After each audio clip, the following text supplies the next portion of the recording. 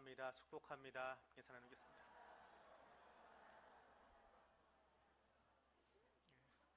한 번 더 인사할 때에 입술로만 하지 마시고 눈빛에서 사랑이 나갈 수 있도록 한 번 더 인사해 보겠습니다. 사랑합니다. 축복합니다. 사랑합니다. 축복합니다.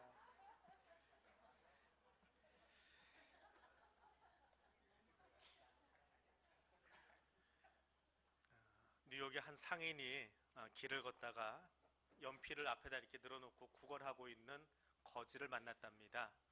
그래서 그 거지가 이제 돈을 받고 있는 통 안에다가 동전을 몇 개 넣어주고는 길을 갔는데, 가다가 생각하니까 연필을 안 받아온 거예요. 그리고 뒤로 돌아가가지고 아까 돈 여기다 넣었으니까 연필 내놓으라고 해서 연필을 받았습니다. 그리고는 그 거지에게 그렇게 이야기됩니다. 저도 당신과 같은 상인이라 한 말씀 드립니다. 어떤 물건을 팔든지 적당한 가격표를 붙이는 게 좋지 않겠습니까? 하고 떠나갔답니다. 근데 몇 년 뒤에 이 상인이 이제 집에서 파티를 였는데, 한 신사분이 와서 90도로 인사를 하면서, 이 90도 인사하는 거는 우리나라 인사법입니다. 우리나라하고 중국의 인사법입니다. 미국에서는 그렇게 하지 않습니다.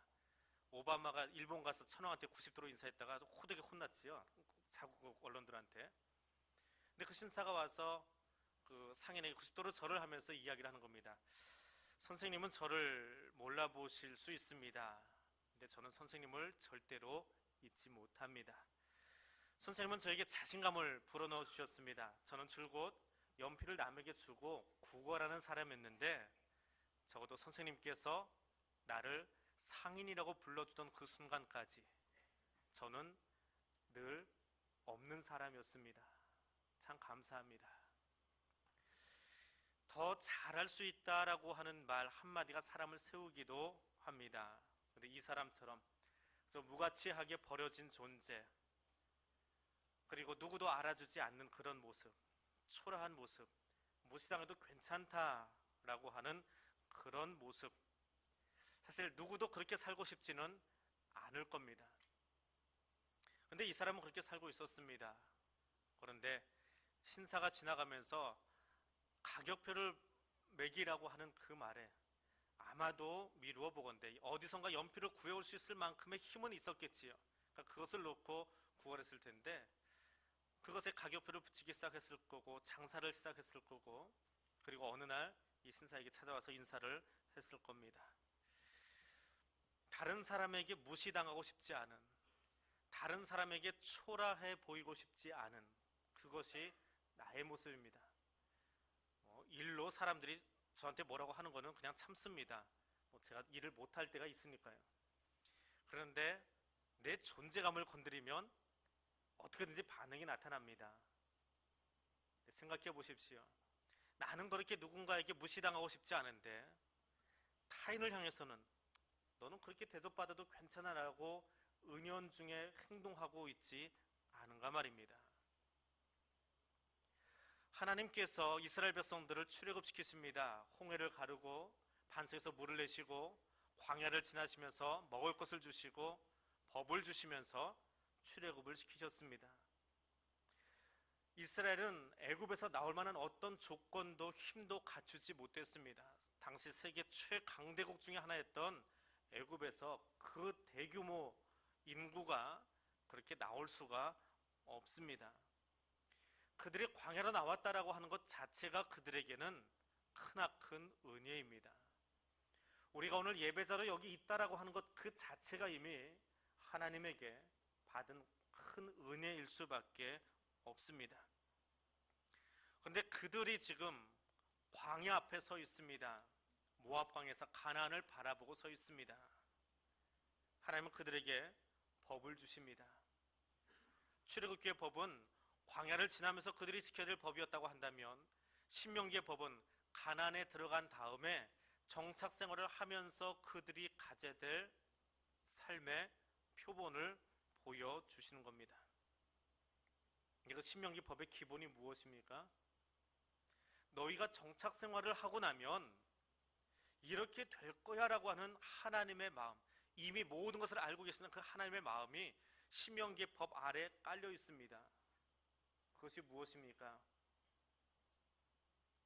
그 땅에 들어가면 너희에게 위아래가 생겨나고 가진 자와 가지지 못한 자가 생겨나고 강한 자와 약한 자가 생겨날 거야 라고 하는 하나님의 안타까움이 신명기 법 안에 있어요. 학교에서 성서 고고학을 배울 때에 교수님들이 해주신 이야기입니다. 이스라엘이라고 하는 나라는 도시를 건설할 때에 어떤 이유로 도시가 무너지든지 공격을 당하면 그 도시를 다 부수어서 땅바닥에 깔아버리고 그 위에 새 도시를 짓는다고 합니다. 그래서 계속 도시가 위로 올라가요. 그래서 그걸 텔리라고 부르는 형태로 도시가 지어져 있는데 제일 밑바닥에는 고대 도시, 그 다음에 현대 도시로 올라오게 되지요. 주전 10세기 예수님이 오시기 1000년 전의 도시, 가나안 정복기의 도시를 발굴해 놓고 보니까 모든 집의 크기와 규모가 똑같습니다. 그러니까 출애굽한 직후에 가나안에 들어간 이스라엘 백성들의 모습은 빈부격차가 없었다라고 하는 겁니다. 다 똑같이 나누고 다 똑같이 땅을 분배하고 살아갔어요. 그런데 주전 8세기 선지자들이 가장 많이 활동했던 시기입니다. 딱 200년 뒤입니다.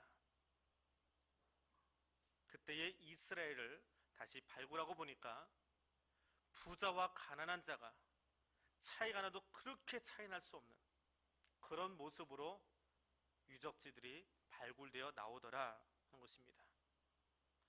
모세가 모압 광야에서 외치던 그때에는 괜찮았습니다. 그런데 솔로몬 때에 가서는 잠언 10장 4절 말씀에서 손을 게으르게 놀리는 자는 가난하게 되고 손이 부지런한 자는 부하게 되느니라. 솔로몬은 왕정시대에 들어가서는 부자와 가난한 자에 대한 모습을 이미 성경에서 이야기하고 있는 겁니다. 그리고 조금 더 들어가서 주전 8세기 선지자들이 가장 많이 활동했던 그 시기에 호세아와 아모스 같은 사람은 부자들이 호화주택을 짓고 사치스러운 잔치를 거행하며 투기와 사치를 자행한다. 모압 광야에서 가나안을 향해 들어가는 이스라엘 백성들을 바라보시면서 하나님이 안타까워서 너희가 저 땅에 들어가고 나면 땅을 점령한 다음에 힘의 논리가 지배하고 돈의 논리가 지배하고 약자를 억압하는 세상이 올 거야. 내가 알고 있어. 그런데 그 땅에 들어가면 너희가 이렇게 좀 살았으면 좋겠어. 내가 통치하는 나라라고 한다면, 나의 통치가 임하는 나라라고 한다면 너희 이렇게 좀 살아줬으면 좋겠어. 그 첫 번째는 왕과 지도자들은 백성을 좀 배려하는 사람이면 좋겠다.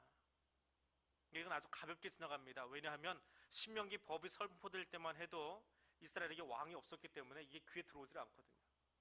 두 번째입니다. 신명기 22장에서 26장까지 자세하게 나오는데 내가 통치하는 나라에서는, 나의 나라 이스라엘 공동체 속에서는, 나의 나라 교회 안에서는 사랑의 법이 시행되면 좋겠다. 나그네와 가난한 이웃들, 혼자 된 사람들을 배려해 줄 아는 그런 공동체가 있으면 좋겠다. 불평등한 사회는 오겠지만 그것까지 내가 어떻게 하지는 않으냐 하겠지만, 그러나 그 불평등한 사회 속에서도 세상 사람들처럼 살지 말고 서로가 서로를 배려할 수 있는 그런 세상이 너희 가운데, 내 나라 가운데, 하나님의 나라 가운데 있었으면 좋겠다라고 하는 것입니다. 사랑이 무엇입니까? 성경에 사랑이라는 단어를 찾으면 너무 많아서 그 예화 들기도 힘들 만큼 그렇게 많이 있습니다. 토마스 왓슨이라고 하는 사람은 사랑은 사람으로 하여금 그 사랑하는 대상을 위해서 모든 가능한 수단을 다 동원하게 해준다라고 이야기합니다. 타고르는 사랑은 끝없는 신비라고 이야기합니다. 존 트랩이라고 하는 사람은 사랑은 날개 없는 꿀벌에게 꿀을 공급해 주는 것이다 라고 이야기합니다. 날개 없는 꿀벌이 벌집 안에서 뭐 하고 있을까요? 죽는 것 기다리는 것밖에 없습니다. 날아다니는 일벌들은 밖에서 꿀을 열심히 따오고요, 혹은 집 앞에서 지키고 있고요, 집 안에 있는 벌들은 쉼없이 날개를 움직여서 애벌레들이 들어가 있는 그 통과 벌집의 온도를 조절한다고 그래요. 마트에 가서 에어컨을 사다 다는 게 아니고 자기들의 날갯짓으로 온도를 조절한대요. 근데 그 날개가 없어요. 그럼 아무것도 할 일이 없는, 할 수 없는 벌입니다. 근데 사랑은 뭐라고요? 그 벌에게 꿀을 가져다 주는 거예요. 한 마리의 벌이 꿀을 가져오려면 4,000개의 그 꽃을 돌아다녀야 된대요. 그리고 돌아와서 날갯짓도 하지 못하는 죽음을 기다리고 있어야 되는 그 벌에게 꿀을 제공해 주는 것, 그것이 사랑이랍니다. 신명기 법서에서 이야기하는 법이 무엇이냐 하면 질서가 있고 규칙이 있고 법이 있고 조례가 있어서 딱 들어맞게 움직이는 그런 사회를 이야기하는 것이 아니라 서로 사랑하고 배려해 줄 수 있는, 이웃의 필요를 먼저 채워줄 수 있는, 분명히 경제적인 부요가 그 안에 들어가고 왕정 제도가 시작되면서 빈부격차가 생겨날 것이고 귀족과 천민이 생겨나겠지만 그 세상 속에서도, 그런 사회 구조 속에서도 거기에 젖어 들어가는 것이 아니라 배려하고 약자를 챙겨줄 수 있는, 그들을 향해서 남겨줄 수 있는 세상, 하나님의 신명기를 통해서 이스라엘 공동체에게, 그리고 오늘 우리에게 요청하시는 말씀입니다. 하나님은 아십니다. 지금 우리가 사는 세상이 자기 이익에 얼마나 눈이 멀어 있는지, 자기 목소리 내기 위해서 얼마나 핏대를 곤두세우고 있는지 이미 아십니다. 가불의 관계가 이제는 어린아이들도 쉽게 이야기해야 될 만큼 그런 불편한 세상 속에 우리가 살고 있는 것 하나님 아십니다. 근데 그 세상 속에 너희가 살고 있지만 그 세상 가운데서 내가 가진 것으로 남겨두고 다른 약한 사람들을 도울 수 있는 세상이 나의 나라, 하나님의 나라더라 라고 하는 것입니다. 기근 때문에 모압 땅으로 나갔다가 돌아온 나오미와 룻이 있습니다. 이민 갔다 돌아오면서 돈을 좀 가지고 들어오고 성공해서 돌아오면 얼마나 좋겠습니까? 근데 실패해서 돌아왔습니다. 실패해도 쫄딱 망해서 돌아왔습니다. 그래서 먹을 것이 없어서 보아스의 집, 그 밭에 들어가서 곡식을 취합니다. 왜 하필이면 보아스입니까? 인연이 닿으려고요? 그건 불교적인 생각입니다. 보아스는 나오미의 남편의 친척입니다. 그 친척 가운데 제일 잘 사는 사람이에요. 그러니까 거기에 떨어진 곡식이 많을 테니까 거기 가서 주워 오는 겁니다. 근데 떨어진 곡식이 얼마나 있겠습니까? 그리고 거기에 들어가서 그것을 주워오는 나오미의 마음은 어떨까요? 바가지에다가 쌀 한 대박 받으려고 걸어가 본 적이 있습니다. 사실 집에 돈이 없는 것은 누구 탓입니까? 그게 누가 부끄러운 거예요? 그건 아버지 몫인지 모르겠는데 꼭 아이들을 시켜요. 막내를 시키면 나가다가 쏟아버릴까봐 꼭 장남한테 시킵니다. 방앗간까지 갔다 와야 돼요. 한 번 가서 2끼, 3끼 분량을 가져오면 좋겠는데 끼니마다 가서 가져와야 됩니다. 그만큼 없어서 그랬어요. 그 아버지의 부끄러움일지 모르겠는데 왜 내가 부끄러워서 가야 되는지 아직도 머릿속에 그게 남아있습니다. 시어머니가 잘못했잖아요. 시아버지 먼저 돌아가시고 내 남편이 먼저 죽었는데 나는 모압 여인이에요. 근데 왜 한 번도 얼굴 본 적 없는 친척이라고 그 집에 가서 이삭 주워와야 됩니까? 얼마나 부끄러운 일이에요. 한 번에 한 포대자루 가져오는 것도 아니고 끼니 먹을 것을 그 그릇에 담아서 가지고 와야 돼요. 땅에 떨어진 것이니까 흙이 묻었고 그 껍질을 벗겨야 되고 그 요리해서 한 끼 먹고 또 다시 나가야 됩니다. 그 어린 여자아이 룻의 모습이 어떠했겠습니까? 그런데 룻기 2장을 보면 룻이 그것을 줍는 모습이 나오는데 보아스가 그들을 위해서 이삭을 좀 많이 남겨두고 그리고 룻이 그렇게 많이 가져가는 것을 건드리지 말라라고 이야기를 합니다. 불교적으로 우리는 많이 생각합니다. 연이 닿으려니까 보아스가 눈이 맞아서 그렇게 행동했다. 아니요, 성경적으로 다시 보십시다. 그 당시 사람들이 치부하고 자기 밭 많이 가지고 있었지만 보아스는 자기가 가진 밭에 또 다른 나그네와 혼자 된 사람이 시어머니를 공양해야 되는 한 젊은 여인이 와서 수고하는 것을 위해 자기의 것을 남겨놓은 것입니다. 마땅히 자기 창고로 들어가야 될 곡식들을 또 다른 사람들이 먹을 수 있도록 거기에 남겨두는 사랑의 은혜를 베풀어 준 것입니다. 하나님께서 모세를 통해서 주신 사랑의 법은 내 이름이 드러나지 않아도 괜찮습니다.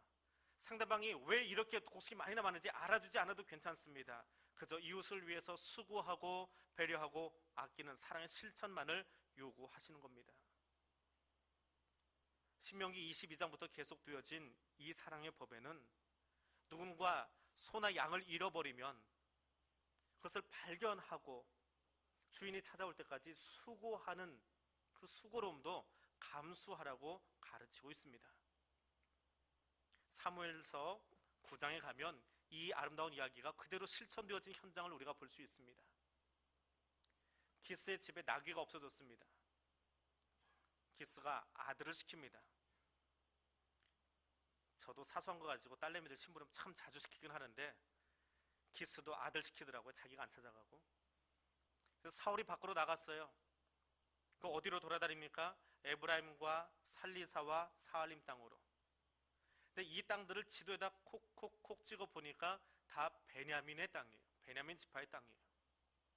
내 나귀가 집을 나갔는데 남의 지파 땅까지 들어갔으면 찾기 힘들 거고, 우리 지파 땅 안에 있으면 아 그래, 나귀의 등에다가 문신 새겨놨으니까 그거 가지고 누군가 가지고 있겠지라고 하는 기대감을 가지고 베냐민 지파의 땅을 돌았다라고 하는 표현입니다. 근데 그 주인은 찾기 위해서 사울을 시켰지만 나귀를 찾은 사람은 어떻습니까? 주인이 언제 올지 모르지만 그래, 굶어 죽지 않을 만큼 너는 옆에 있어라 하고 방치해 두었다면 사울이 찾으러 왔을 때에 헬쑥해진 그 나귀를 보면서 얼마나 마음이 상하겠습니까? 주인이 찾으러 올 때, 우리 지파의 누군가가 그 나귀 찾으러 올 때에 통통하게 살도 쪄 있고 잘 보살펴 주어서 건강해 있는 나귀를 볼 수 있다면 기분은 좋겠지요. 근데 나귀를 돌보던 사람은 손해봐야 돼요. 내 것도 아닌데 먹여야 되고, 내 것도 아닌데 보살펴야 되고, 내 것도 아닌데 챙겨 주어야 합니다. 그것이 사랑입니다. 사랑은 남겨두는 것입니다. 누군가를 위해서 남겨두는 것입니다. 남겨두면 사실 나는 내 몫에서 손해볼 수밖에 없습니다. 그것이 신명기에 말씀하시는 하나님의 사랑입니다. 발명왕 에디슨이 있습니다. 이 에디슨이 생애 최초로 발명한 물건이 뭔지 아십니까? 강릉에 가면 참소리박물관이라고 있습니다. 그 원장님이 황도 해주분인데 이부에서 내려오시다가 아버지가 선물해준 축음기 가지고 내려오셔가지고 축음기에 꽂힌 사람이에요. 그래서 그 축음기를 많이 모아놨습니다. 근데 그 1층에 가면 에디슨의 발명품들이 있어요. 모조품이 아니고 이미테이션이 아니고 실제 발명품들을 경매에 나가서 다 사다가 거기다 모아놨습니다. 그래서 미국에 있는 에디슨 박물관보다 강릉에 있는 그 박물관이 훨씬 더 에디슨 물건을 많이 가지고 있어요. 그래서 에디슨의 후예들이 그걸 굉장히 부러워한답니다. 그거 가져가고 싶어 해요. 근데 거기 가서 보면 토스터기도 있고 다리미도 있고 전구도 있고, 근데 이 발명품들의 공통점이 있어요. 뭔지 아세요? 에디슨이 지독한 애처가를 하는 거예요.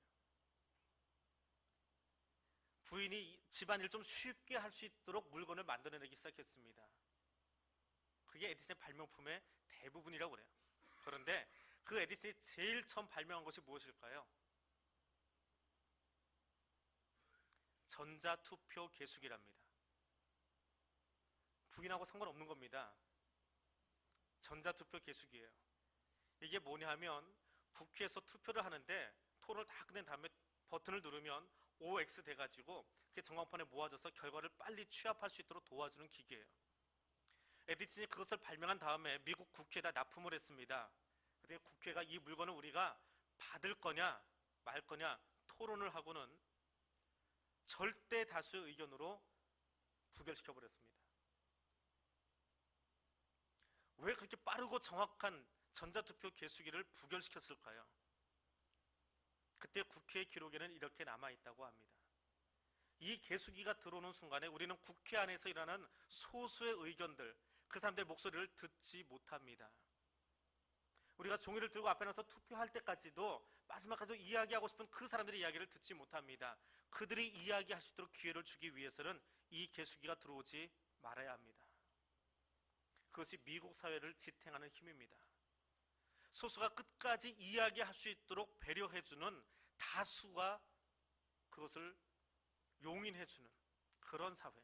거꾸로 소수는 비록 끝까지 투표하는 순간까지 내 이야기를 외쳤지만 결정이 된 다음에는 다수의 의견을 국회 의견으로, 국가의 의견으로 수용하고 따라갈 수 있는 힘이 미국 사회를 지탱하는 힘이라고 합니다.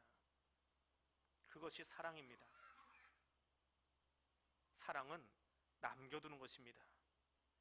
사랑은 나그네 인생을 살면서 남의 신세를 질 수밖에 없는 그 사람들로 하여금 부끄럽지 않게 만들어주는, 비록 손을 벌려야 하지만, 도움을 받아야 하지만 부끄럽지 않게 만들어주는 것이 하나님의 사랑의 법입니다. 하나님은 모압 광야에서 아셨습니다. 그 땅에 들어가면 빈부의 격차가 생겨날 것이고 그 땅에 들어가면 사람의 욕심이 발동할 것을 알고 계셨습니다. 그러나 최소한 이 법의 정신을 기억하는 사람들이 그 땅에 들어가서 약한 사람들, 없는 사람들, 부끄러워하는 사람들이 부끄러움 당하지 아니하고 먹을 수 있도록, 서로 도움을 주고 받을 수 있도록 그런 사회가 만들어지기를 요청하셨습니다. 초대교회는 이 일을 아주 아름답게 실천하고 살았던 사람들입니다. 사도행전 4장에 보니까 믿는 무리들이 한 마음과 한 뜻이 되어서 모든 물건을 서로 통용하고 자기 재물을 조금이라도 제 것이라 하는 이가 없이 서로 나누어 썼다라고 이야기를 합니다. 예수 부활을 증거하고 천국 소망을 가지고 살아가는 사람들이 오늘 죽어도 괜찮아요, 천국 갈 거예요, 그 마음만 가지고 있는 것이 아니라 내가 오늘 여기 하루를 더 산다면 내가 가진 것으로, 내가 있는 조금의 여유를 가지고 누군가를 향해서 도와주겠습니다. 아니, 남겨놓겠습니다. 그들이 편안하게 가져갈 수 있도록, 내가 건네주는 것이 아니라 그것을 교회에 내어놓으면 교회가 편안하게 사용할 수 있도록, 그것이 초대교회의 정신이었습니다. 그런데 성경을 한 장만 넘기면, 사도행전 5장에 가면 아주 안타까운 이야기가 등장을 합니다. 아나니아와 삽비라의 이야기입니다. 그들도 똑같이 헌물했습니다. 그들도 똑같이 하나님께 예물을 드렸습니다. 그들은 자기를 위해서 먼저 물건을 빼두었습니다. 사탄은 교회 안에서 일합니다. 저 교회 문 밖에서 일하지 않습니다. 아나니아와 삽비라를 바라보면서 사도들이 그들에게 사탄의 마음에 휘둘리고 있는 것을 안타까워하며 이야기하는 것을 들을 수 있습니다. 오늘 우리는 어떻습니까? 이제는 좀 잘 살게 되어서 조금 여유가 있어서 그런 모습을 보기 힘들어졌는데, 제가 어릴 때 교회 가면요, 특별히 식당에 가면은 우리 할머니들이 그렇게 하신 모습을 자주 봅니다. 앞에 음식이 있는데 입으로 들어가는 게 아니라 이게 어디로 가요? 해보신 분들만 말하고 있어요. 밑에는 비닐봉지 속으로 들어가 버립니다. 누구 주기 위해서요? 누구 주려고요? 핑계는 손자 주는 거예요. 결국은 이거 누구 거예요? 내 거예요. 이거 내 거예요. 뒤에 와서 식사해야 될 또 다른 사람들을 배려하지 않는 모습들이 교회 안에 있어요. 뒤에 와서 아직 먹어야 될 사람들이 있음에도 불구하고 그것을 배려해주지 못하는, 남겨두지 않는 사랑, 내 것을 먼저 챙겨대는 아나와 삽비라의 모습, 하나님께 헌물은 하지만 그러나 여전히 내 것을 먼저 뒤에다 놓아두고 가는 그 사람들의 모습 말입니다. 그것이 누구에게 붙잡힌 모습이라고요? 사탄에게 붙잡힌 거예요. 내 것 먼저 챙기라고, 너의 것 먼저 챙기라고, 내 가족 먼저 챙기라고 하는 그 이야기 말입니다. 하나님 모압 광야에서 이스라엘 백성들에게, 그리고 사도행전을 통해서 오늘 우리에게 계속해서 이야기하십니다. 내가 가진 것을 손해보고라도 남겨두라고, 뒤에 와서 아직 먹지 못할 사람들에게, 가난해서 힘이 없어서 추수할 힘마저 없는 사람들이 지나가다가 그 밭에서 떨어져 있는 곡식이라도 주어서 그들이 양식 삼을 수 있게 남겨두라고 이야기하십니다. 이 한 해 동안에 또 우리의 삶 속에서 그 사랑을 실천해 볼 수 있기를 원합니다. 내 것과 내 비닐봉지와